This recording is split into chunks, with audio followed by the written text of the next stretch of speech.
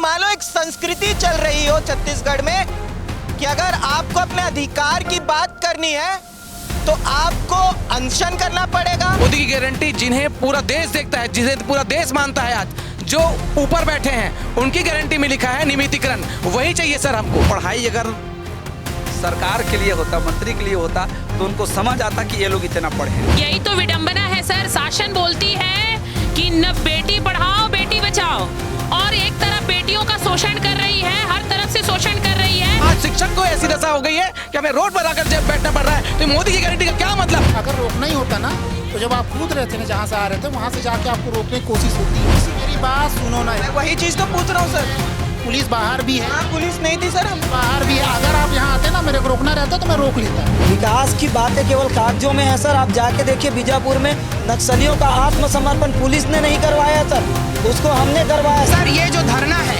अनिश्चित काल तक चलेगा सर। जब तक सरकार हमारी मांगे नहीं मान जाती, पूरी नहीं कर देती, हम यहाँ से हटने वाले नहीं हैं।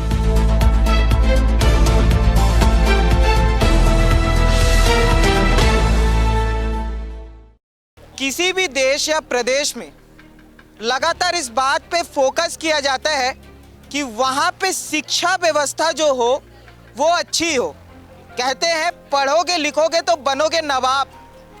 लेकिन अगर किसी प्रदेश में लगातार ये देखा जाए कि जो शिक्षक हैं और जो शिक्षा देना चाहते हैं वही धरने में बैठने लग जाए, उनकी ही मांगे पूरी ना हो, तो फिर आप सोच सकते हैं कि जो उस प्रदेश का भविष्य है वो किस ओर आगे जा रहा होगा। लगातार 2047 का विजन दिखाया जाता है, अमृतकाल की बात की जाती है, लेकिन अगर आप छत्तीसगढ़ में देखेंगे तो जो शिक्षक हैं वो अपने कुछ मूल अधिकार, जो शिक्षकों के भी एक मूल अधिकार होते हैं, और सबसे बड़ी बात होती है कि ये सेवा देते हैं, ड्यूटी नहीं करते। आप बात को समझिएगा, सेवा देते हैं और उसके बदले उन्हें कुछ पेमेंट मिलता है, वो उनका अधिकार है। लेकिन अगर वो उसी से असंतुष्ट है तो वो क्या करेंगे, किसका दरवाजा खटखटाएंगे? तब वो रुख करते हैं सरकार की ओर। जब सरकार नहीं सुनती है तब पूरी प्रक्रिया चालू होती है प्रदर्शन की, अपनी बात को ऊपर ले जाने की। लेकिन जब ये सारी चीजें शुरू की जाती है, धरना प्रदर्शन में बैठा जाता है और फिर भी बात नहीं सुनी जाती है, तो फिर कोशिश होती है घेराव की। इसी कड़ी में विधानसभा घेराव की शुरुआत की गई थी। पहले दिन विधानसभा जब शुरू हुआ था 13 जुलाई को, उस दिन भी विधानसभा घेराव की कोशिश की गई और आज एक बार फिर जा रहे थे, बैठ चुके हैं अनिश्चितकालीन धरना में। मांग क्या है? मांग है नियमितीकरण की। ये अतिथि व्याख्याता है, शिक्षक, अतिथि शिक्षक हैं। और आपको एक और चीज बता दूं, इससे पहले भी लगातार 8 महीने, लगभग 8 महीने हो चुके होंगे, जो डीएड सहायक शिक्षक के परीक्षार्थी थे वो भी नौकरी पाने के लिए एग्जाम देने के बाद धरने पर बैठे हुए। मतलब मान लो एक संस्कृति चल रही हो छत्तीसगढ़ में कि अगर आपको अपने अधिकार की बात करनी है तो आपको अनशन करना पड़ेगा, धरना करना पड़ेगा और मंत्रियों के पास जाके अपनी बातें रखनी पड़ेंगी और फिर प्रदर्शन शुरू होगा। लेकिन इन सारी चीजों में जो एक चीज आज मुझे देखने को मिली वो ये होती है कि भारत एक लोकतांत्रिक देश है, हम एक लोकतांत्रिक व्यवस्था में रहते हैं, और जब मीडिया कर्मी इनकी बात को सुनने के लिए और इनके मुद्दे को उठाने के लिए आते हैं, तब पुलिस बल, मैं आपको पीछे दिखा देता हूं, ये पुलिस बल के जवान हैं जितने, ये लॉ एंड ऑर्डर को मेंटेन करने के लिए आते हैं। लेकिन आज ये स्थिति हुई है कि मीडिया वाले बोल रहे हैं हमें जाने दीजिए, हमें इनकी बात को रखना है, तो इनकी तरफ से जाने नहीं दिया जाता। ये स्थिति सामने आती है और उसके बाद मीडिया कर्मी पीछे की ओर से कूद के अपनी जान को जोखिम में डाल के आते हैं इनकी बात को सामने लाने के लिए। ये स्थिति हो चुकी है लोकतांत्रिक देश में। अब मैं इन्हीं के जुबान से आपको समझाने की कोशिश करूंगा, इन्हीं से सारी बातें करूंगा और समझेंगे कि क्या मांगे हैं, कब से ये चीजें चालू है और क्यों इनकी मांगे पूरी नहीं हो पा रही है। बोलिए अभी आप बोलना चाहते हैं। सर हमारी मांग केवल एक ही मांग है, नियमितीकरण। जो मोदी के घोषणा पत्र को आज कोई टाल नहीं सका है, नहीं टाल सकता है। मोदी की गारंटी के घोषणा पत्र में देख सकते हैं आप, मोदी की गारंटी जिन्हें पूरा देश देखता है, जिन्हें पूरा देश मानता है, आज जो ऊपर बैठे हैं उनकी गारंटी में लिखा है नियमितीकरण। वही चाहिए सर हमको। आप लोग एक बार बता दीजिए, क्योंकि कंफ्यूजन हमें भी हो रहा था। क्या राज्य अतिथि से, और एक विडंबना ये है सर कि हम अपने ही राज्य में अतिथि शिक्षक कहला रहे हैं। ये भी नाम दिया है कि वो सरकार ने, क्योंकि हम इसी राज्य के रहने वाले हैं और अपने ही गांव में हम अतिथि कहला रहे हैं। ये सबसे बड़ी विडंबना है सर। और मोदी की गारंटी हमें भी समझने में दिक्कत हो रही है और हम तो बात को लेके आने की कोशिश करें तो हमें रोका जा रहा है। लोकतंत्र के तथाकथित ही सही, लेकिन चौथे स्तंभ को रोका जा रहा है। देखिए सर, आज देखो इतना बड़ा चोट लगा है मेरे पैर में, ये पूरा पैर सूजन हो गया है, मेरा हाथ सूजन हो गया है।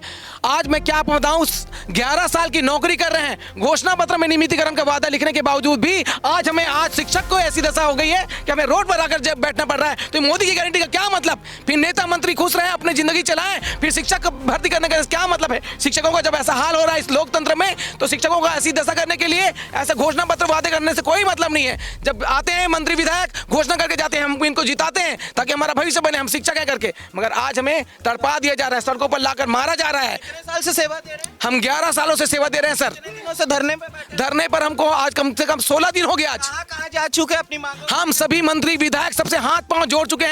जब थक गए हैं, मरने की बारी आ गई है, तब हम आज यहाँ पर उतरे हैं सर। आज कहाँ जाने वाले थे? आज हम सीधा बैरिकेड तोड़कर विधानसभा जाने वाले थे सर। एक बात बताइए, जब मंत्रियों के पास जाते तो क्या बोला जाता है? मंत्रीवाद केवल आश्वासन मिलता है सर, और आश्वासन से पेट नहीं भरता है। अगर आश्वासन से अपना पेट भर सकते हैं और 20,000 की नौकरी से अपना पेट भर सकते हैं, तो अगर 20,000 से वो अपना परिवार चला लेंगे, तो हम 11 साल से हम भी अपना परिवार चला देंगे। ये क्या है, हमें पूरा डिटेल आपको बता दूं क्योंकि आप भी कंफ्यूज है इससे। राज्य हम तक तो देख तो रहे भैया, हम आ रहे हैं, पुलिस वाले हम ही को रोक ले तो हम कहाँ से बता पाएंगे? मैं वैसे ही बोल रहा हूँ। ये जो हमारी जो भर्ती हुआ था बीजेपी शासन काल में 2016 में हुआ था, विषय विशेषज्ञ शिक्षक के रूप में हमारा भर्ती हुआ था बस्तर, सरगुजा और आदिवासी अंचल में। ये जितने लोग बैठे हुए हैं वो फिजिक्स, केमिस्ट्री, इंग्लिश, मैथ्स के टीचर हैं, प्लस बीएड है। नॉन बीएड कोई नहीं है। यदि एक भी बीएड नॉन बीएड दिखेगा तो मुझ मुड़ा करके रायपुर में घूमूंगा मैं। ऐसे क्वालिफाई टीचर हैं जो बिहार क्षेत्र में काम कर रहे हैं। सवाल मेरे उठते हैं, छत्तीसगढ़ की संस्कृति बन गई क्या? पढ़ लो, लिख लो, एग्जाम दे दो, मेरिट में आ जाओ, उसके बाद भी धरना प्रदर्शन करना, उसके आगे भी मंत्रियों के आगे जाके भीख मांगने की ऐसी स्थिति बन रही है क्या? दिक्कत क्या चीज़ है? असलियत में पढ़ाई जो चीज़ हमारे लिए लागू होता है, टेट पेपर पास करना है, इतना पढ़ना है ना, और उसके बाद आपको बीएड करना है, ये करना है, वो पढ़ाई अगर सरकार के लिए होता, मंत्री के लिए होता, तो उनको समझ आता कि ये लोग इतना पढ़े हैं। क्वालिफाई का जो कंडीशन होता है वो समझ नहीं पा रहे हैं कि हम लोग कौन से टीचर हैं। दरअसल आप लोगों को वेतन पूरे 12 महीने की मिलती है कि नहीं मिलती? वही नहीं मिलता है। होता क्या है कि हम लोग जो बेसिक पेमेंट की मांग करें, वर्ग एक व्याख्याता जो हम लोग हैं, व्याख्याता हैं, तो सुप्रीम कोर्ट का गाइडलाइंस है कि समान काम समान वेतन दीजिए। यदि अतिथि शब्द जो दिया गया है, अतिथि आप 1 साल 2 साल के लिए अतिथि रख सकते हैं, 11 वर्ष के लिए कोई अतिथि नहीं रह जाता है। और दूसरी बात, हमारा जो जगह है वो सुरक्षित हो चुका है। हम लोग जहाँ ड्यूटी करते हैं ना, वहाँ प्रमोशन से, नया भर्ती से कोई टीचर नहीं जा सकता। हमारा जगह स्थायी है, 62 साल तक हम लोग वहाँ जॉब करेंगे। पर ये जो सरकार है ना, सरकार हमारा शोषण कर रही है। हमारा जो वर्ग है का पेमेंट, मूल पेमेंट 38,000 से शुरू होना चाहिए था, आज हमारा पेमेंट 70,000 होता, पर हमारा शोषण करके मात्र 20,000 का छुट्टियां मिलती हैं। छुट्टियाँ कुछ नहीं है। छुट्टियाँ जैसे हमारे बाप खत्म हो गया, मेरा बाप खत्म हो गया, 10 दिन का छुट्टी लिया, काट दिया। किसी का बेटा खत्म हो गया, कोई से जैसे माताओं को जानते हो आप लोग, कई प्रॉब्लम होती है, गर्भवती होती है, मातृत्व अवकाश उनको मिलना चाहिए, कुछ नहीं देता है। इसका मतलब साफ है, संवेदनहीन सरकार। सशक्तिकरण की बात होती है मैडम, एक सेकंड, महिला सशक्तिकरण की बात होती है, कैमरे में देख के बताइएगा। और दूसरी तरफ बोल रहे हैं कि अगर कोई गर्भवती महिला, उसको भी छुट्टी। यही तो विडंबना है सर। शासन बोलती है कि न बेटी पढ़ाओ बेटी बचाओ, और एक तरफ बेटियों का शोषण कर रही है, हर तरफ से शोषण कर रही है। आज हम महिलाएं वहां पे विभिन्न तरह की कठिनाइयों से, विभिन्न तरह की समस्याओं को जूझ कर अपने काम को ईमानदारी से, कर्तव्य निष्ठा के साथ, कर्तव्य परायण होकर काम कर रहे हैं। परंतु शासन हमारा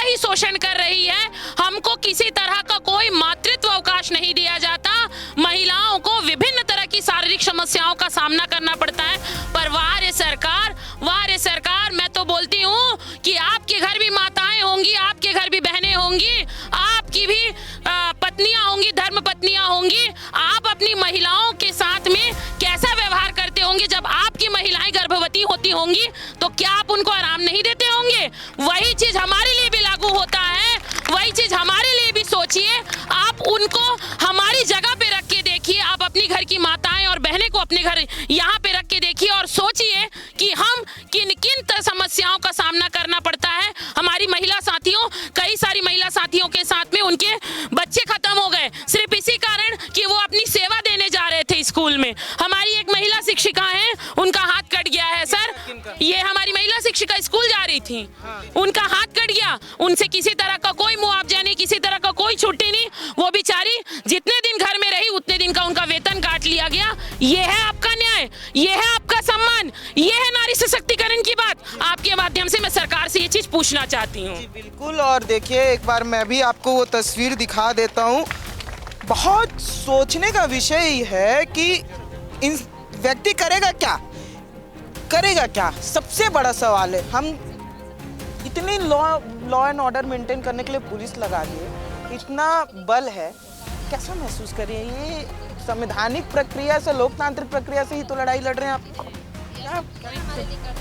हम लोग भी पीजी पोस्ट वाले हैं सर, 11 वर्षों से सेवा दे रहे हैं। मेरा तो एक दाहिना हाथ भी कट गया। शनिवार के दिन जा रही थी मैं, सुबह 7:30 बजे का समय था। लगातार सेवा भी हम बराबर दे रहे हैं, बच्चे लोगों का रिजल्ट भी अच्छे आ रहा है सर। और मेरा दयनीय स्थिति, 2 बच्चों के साथ मेरा एक्सीडेंट हुआ है, तब उतना समय मेरे को पैसा भी नहीं मिला सर। बहुत ही मेरा ट्रीटमेंट भी नहीं हुआ। एक रेगुलर टीचर रहने से सरकार के द्वारा ट्रीटमेंट भी मिलता। हमारा कितनी बड़ी भयानक उस समय हादसा हो गया तो, और कोई सुविधा नहीं, कुछ नहीं। तो ये महिला है और इस प्रदेश की महिला है और ये लोकतांत्रिक ढंग से अनिश्चितकालीन धरना में बैठे हुए। इनकी मांगे जब पूरी नहीं हो रही तो विधानसभा की ओर जा रहे थे, लेकिन देखिए पुलिस बल का इस्तेमाल करके इन्हें रोका गया। और सबसे बड़ी चीज है, अब मेरा जो सवाल है यहाँ पे, आप लोग यहाँ पे खड़े, आपके अधिकारी कहाँ हैं? उन्हीं से हम बात करने की कोशिश करेंगे। सर मेरा सवाल है सर हम लोग तथाकथित थी सही, लोकतंत्र के चौथे स्तंभ में हम लोग को अंदर क्यों नहीं आने दिया जा रहा था सर हम लोग? सुनिए मेरी बात, आपने क्वेश्चन किया है। मैं उस समय जुमा झटकी के दौर चल रहा था, आपस में वो बंद था। उसके बाद बोला गया था, बाकायदा उनके संरक्षक को बताया गया, आप बैठाइए, मीडिया आ जाएगी अंदर। अगर रोकना ही होता ना, तो जब आप कूद रहे थे ना, जहाँ से आ रहे थे वहाँ से जाके आपको रोकने की कोशिश होती। किसी ने आपको वहाँ से आया तो रोका नहीं। उस समय वहाँ पुलिस ही, मेरी बात सुनो ना, वही चीज तो पूछ रहा हूँ सर। पुलिस बाहर भी है। पुलिस नहीं थी सर, हम बाहर भी है। अगर आप यहाँ आते ना, मेरे को रोकना रहता तो मैं रोक लेता। रोका किसी की नहीं गया। उस समय परिस्थितियाँ अलग थी, बताया गया है। पूछिए संरक्षक से, बोला नहीं गया है क्या? बात करिए, बुलाइए ना धर्मेंद्र जी को, बुलाइए वैष्णव जी को बुलाइए। और आप देख सकते हैं, बुला लीजिए। आप बिल्कुल इस चीज को बताइए। मैंने भी बात किया, मैं निवेदन भी किया। कैमरे में देखो जो चीज। सर मैंने पुलिस प्रशासन से निवेदन किया, 2 TI सर थे, उनसे भी निवेदन किया कि मीडिया हमारे साथी बाहर हैं, उनको अंदर आने दिया जाए, लेकिन इनके द्वारा मना कर दिया गया। बोले उच्च अधिकारी से बात करिए। किम प्रमाणम, हमारे पास विजुअल भी है, हम कूद के आए हैं। प्रत्यक्षम किम प्रमाणम, ये स्थिति है। और ये स्थिति सिर्फ इसलिए है कि मीडिया अपना काम करे, हम भी अपना काम करें, कायदे से वो भी अपना ही काम कर रहे हैं। लेकिन जो बात है कि हमको हमारा काम करने से क्यों रोका जा रहा है, और जो यहाँ इतनी बड़ी संख्या में ये जो लोग बैठे हुए हैं, राज्य अतिथि शिक्षक, जिनकी कुछ मांगे हैं, उन्हें बाहर लाने से क्यों रोका जा रहा है, ये सबसे बड़ा सवाल है। और इनकी मांगे अब पूरी होती है कि नहीं होती है, ये भी सबसे बड़ा सवाल है। आके बात करते हैं इनसे, यहाँ और भी जो लोग हैं उनसे भी बात करने की कोशिश करते हैं। मेरा एक सवाल है, आज आप बैठे विधानसभा घेराव के लिए आप जा रहे थे, अब आगे कब तक बैठे रहेंगे और क्या चलेगा? हम लोग सर निरंतर 1 जुलाई से बैठे हुए हैं और आज 16वां दिन है। और इसमें हमने सरकार को विभिन्न तरीके से अपने मांग को मनवाने का प्रयास किया, जैसे मुंडन कार्यक्रम भी किए, भिक्षा मांगे। आप अभी सामने देखिए सर, हमारी महिला अतिथि शिक्षिका के हाथ कट गए, लेकिन सरकार निर्दयतापूर्वक हमारे साथ शोषण करते आ रही है। हम मुंडन के माध्यम से सड़कों में भीख मांग कर भी विभिन्न तरीके से सरकार को जगाने का प्रयास कर ले, लेकिन वो जाग नहीं रहा है। हमारे साथ साथी जो है श्रद्धांजलि दिए हैं। हमारे बहुत सारे अतिथि शिक्षक ऐसे जिनका मृत्यु हो गया, उनको श्रद्धांजलि अर्पित करने के लिए हमने मुंडन कार्यक्रम का आयोजन करके सरकार से निवेदन किया कि सरकार अब भी तो जाग जाओ, हमारी स्थिति रोड में आने की हो गई है सर। और सरकार और शिक्षक जब रोड पे आ जाए तो शिक्षा व्यवस्था की क्या हाल होगी आप आसानी से समझ सकते हैं सर। मैं सुदूर अंचल बीजापुर से हूँ, जहाँ पे ना तो ढंग के सड़कें, कच्ची सड़कें है, ना नेटवर्क है। हमको बच्चों को पढ़ाने के लिए सर कमर इतना पानी पार करके जाना पड़ता है सर। बड़ी तकलीफ में हम वहाँ पे गुजारा चलते जी। विकास की और राह में आगे बढ़ रहे हैं और शिक्षक को इस स्थिति में जाना।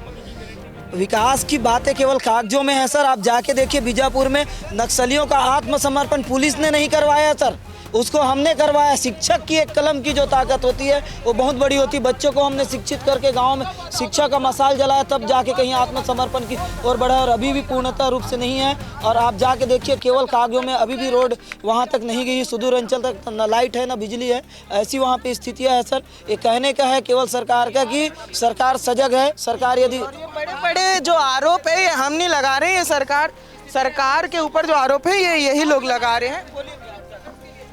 सर, हम यहाँ जितने भी अतिथि शिक्षक मौजूद हैं पिछले 15-16 दिनों से सिर्फ संविलियन की मांग को लेकर के यहाँ डटे हुए हैं सर। और जो बार बार प्रश्न आ रहा था कि सरकार क्यों नहीं कर रही है, क्या उनकी मंशा है, तो इस पर मैं प्रकाश डालना चाहूँगा कि सरकार जो है सर सिर्फ करने का इरादा नहीं है उनका। हमारा संविलियन अगर इरादा होता सर तो कब का हमारा काम हो चुका होता, क्योंकि सर हम शैक्षणिक मापदंडों को पूरा करते हैं। जो NCTE 2014 नई दिल्ली की शैक्षणिक अर्हताएं और मापदंड है सर, सारे टीचर यहाँ पर उसको पूरा करते हैं। तो बाधा किस चीज़ का है आपको मैं बताना चाहूँगा। स्वयं उस पत्र के आधार पर हमारे माननीय शिक्षा मंत्री जी एक पत्र लिखते हैं कि ये जो शिक्षक है वेल क्वालिफाइड है, इनका शिक्षा विभाग में संविलियन होना चाहिए। और जब इसी पत्र को लेकर के उनसे सवाल करते हैं कि हमारा आखिर में संविलियन क्यों नहीं हो रहा है, तो वो बोल देते मैंने तो ऐसे बेहोश में ये पत्र लिख दिया था।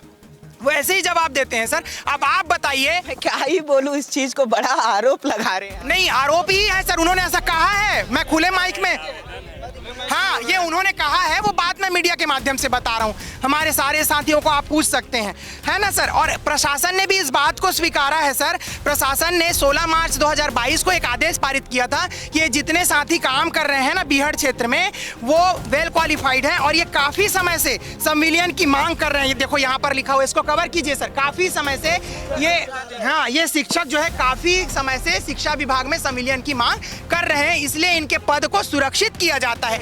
अब आप बताइए सर, ये देखिए कि जो पद सुरक्षित है उसमें काम हम ही को किया जाना है, तो ये हमारा शोषण नहीं हुआ।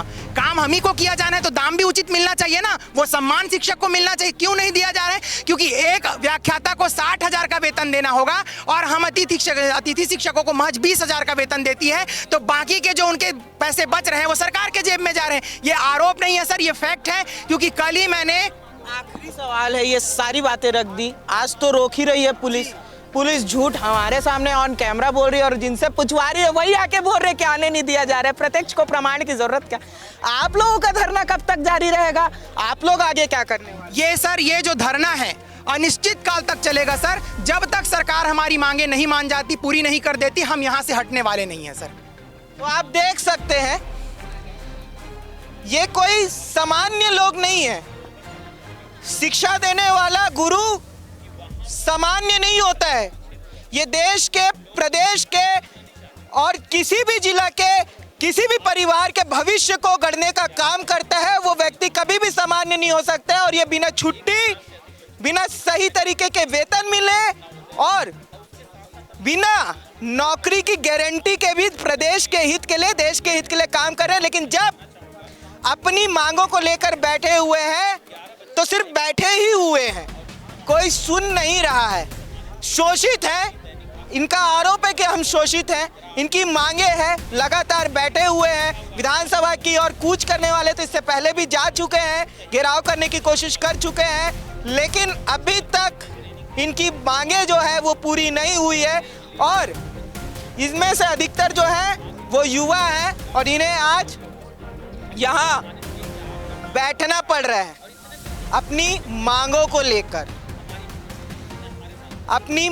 लेकर। और इन सारी चीज़ों में जो बड़ी चीज़ है वो यही है कि जब हम कवरेज करने के लिए आते तो हमें रोका जाता है। और जो देखिए ना, जो अधिकारी बोल रहे थे, पूरी चीज़ें रिकॉर्डेड है, पूरी चीज़ें दिखाई गई है कि जो अधिकारी बोल रहे थे कि हमने नहीं रोका, जिनसे पूछवा रहे थे वही बोल रहे हैं कि मीडिया को रोका जा रहा था। ये स्थिति बनी हुई है, क्या छुपाने की कोशिश है, बड़ा सवाल है। बाकी इस खबर को लेकर क्या कहना है हमें कमेंट कर जरूर बताएं। वीडियो जर्नलिस्ट नवैज अहमद खान के साथ मैं राघवेंद्र पांडे, निशानेबाज न्यूज़।